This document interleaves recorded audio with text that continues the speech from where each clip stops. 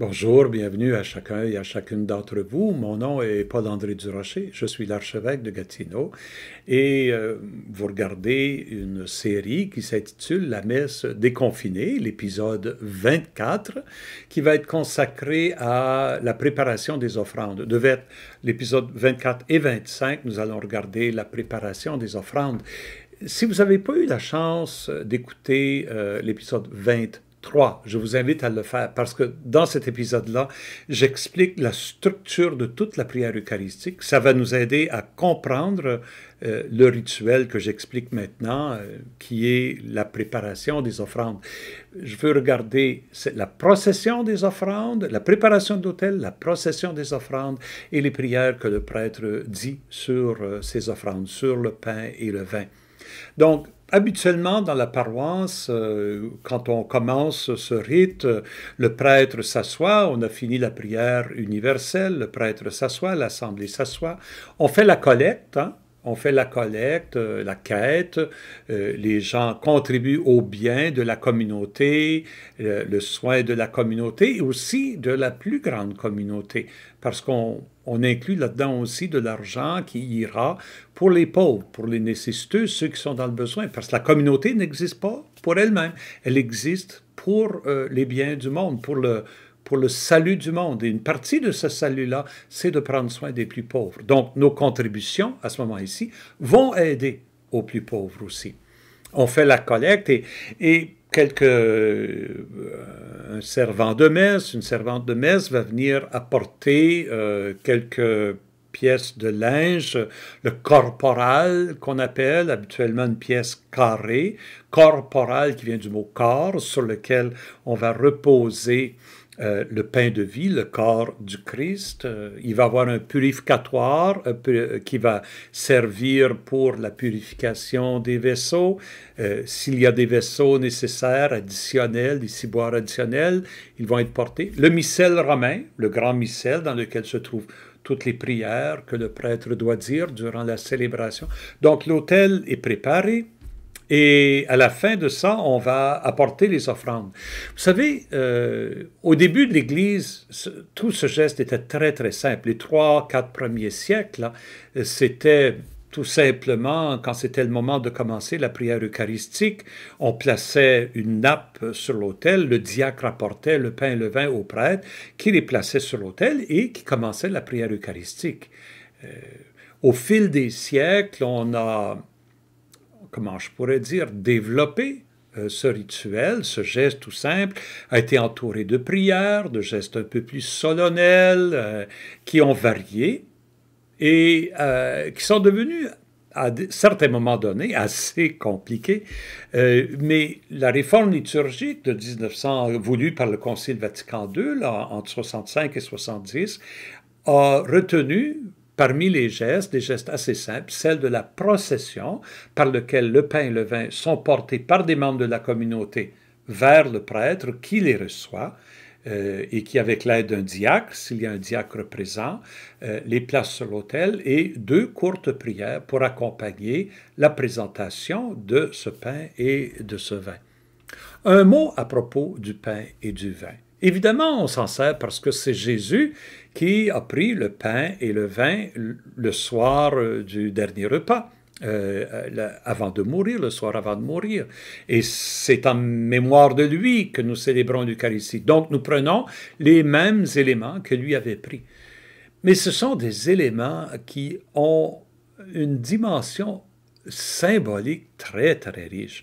Vous remarquerez d'abord que ce n'est pas de la nourriture qu'on peut simplement cueillir dans la nature et manger comme ça. Une pomme, tu peux arracher une pomme d'un pommier et la manger. Le pain, c'est pas comme ça. Ça pousse pas sur des arbres.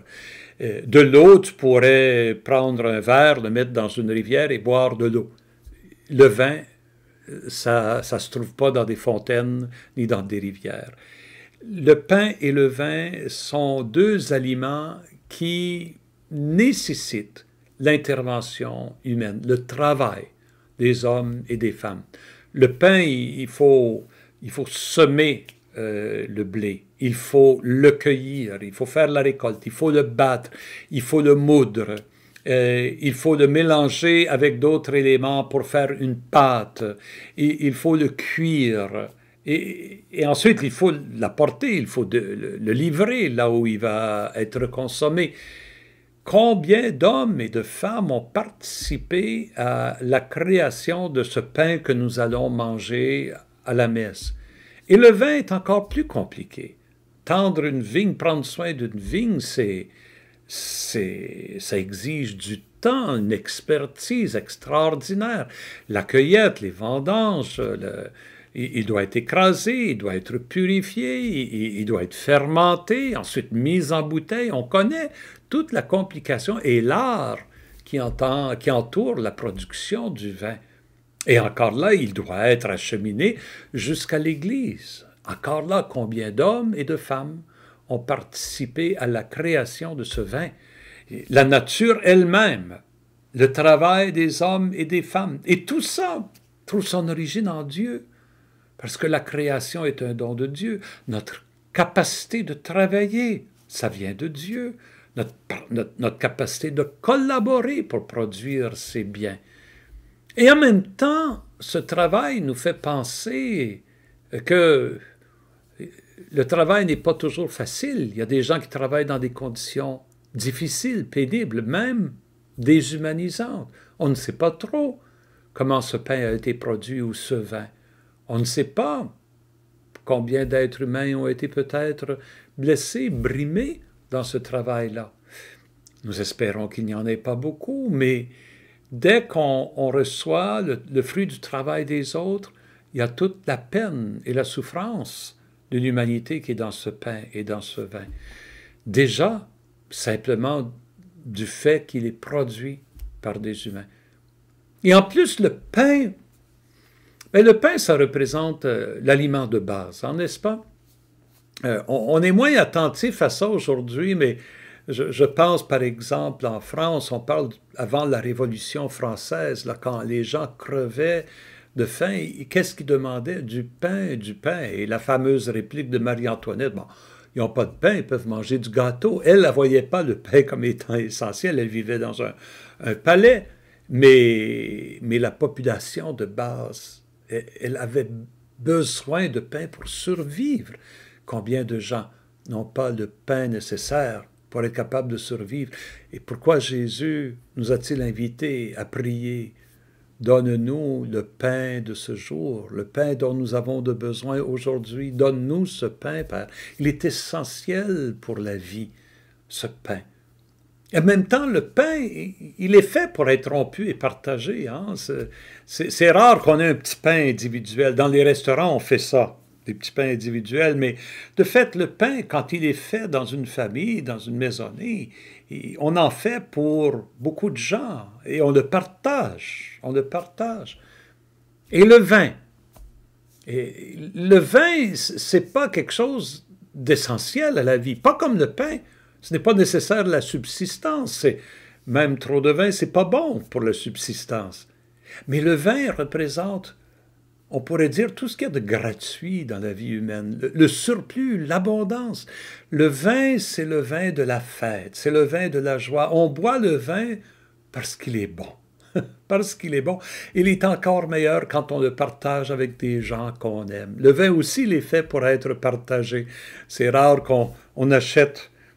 Oui, ça arrive parfois sur les avions qu'on nous amène une petite bouteille de vin, mais on sent toujours, moi je me sens toujours comme ça, qu'il faudrait que ce soit une grande bouteille et que je le partage avec les gens autour de moi. C'est fait pour être partagé. Le pain, le vin, il représente tellement d'aspects de ce que ça veut dire que d'être humain. Et c'est pour ça que c'est beau quand ce sont des hommes et des femmes de la communauté qui viennent porter ça au prêtre, parce que c'est nous ça. Ce pain et le vin, c'est nous qui approchons de l'autel. Et de la même façon que ce pain et ce vin va être transformé dans la prière eucharistique, au corps et au sang du Christ, nous aussi, nous désirons être transformés pour devenir le corps du Christ présent au cœur de ce monde. Et le fait que ce pain et ce vin vient du monde nous aide à nous rappeler que la messe, elle est déconfinée, que cette messe s'insère au cœur d'une histoire humaine, au cœur d'une société humaine, et qu'elle est faite pour le bien de cette humanité-là.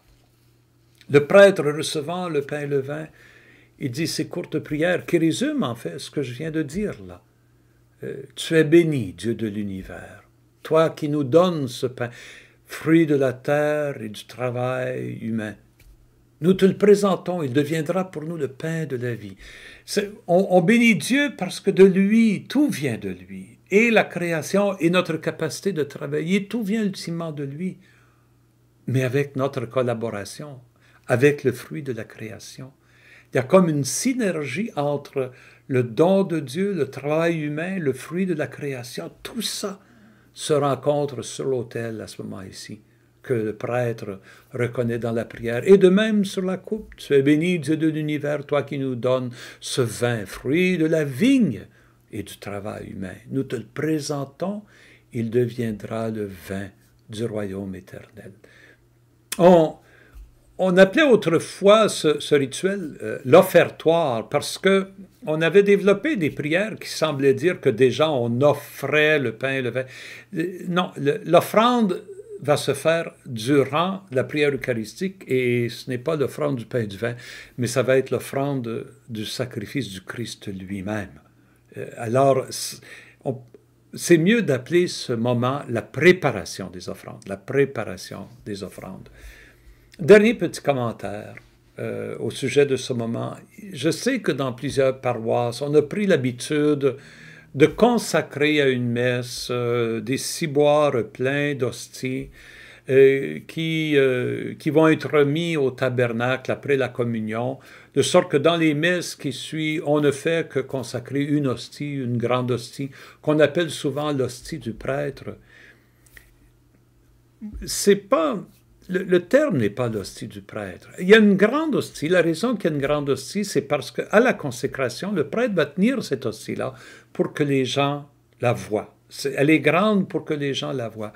Mais elle devrait être assez grande pour être rompue en plusieurs morceaux. Le prêtre en mangera un morceau. Les autres morceaux devraient être distribués à d'autres, en signe de communion, justement.